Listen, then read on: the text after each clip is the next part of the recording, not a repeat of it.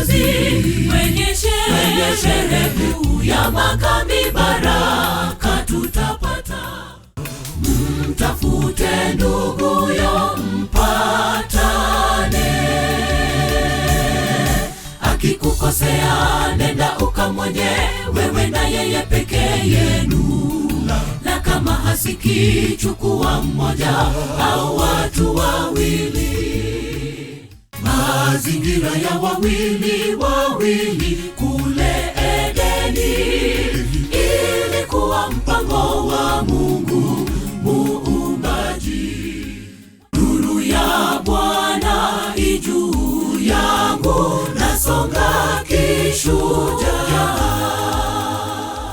Huwezi kumzuia Nehemia kujenga ukuta. Sanbalati na wenzake walipanga njama mbaya kuzuia kazi ya Mungu isiendelee.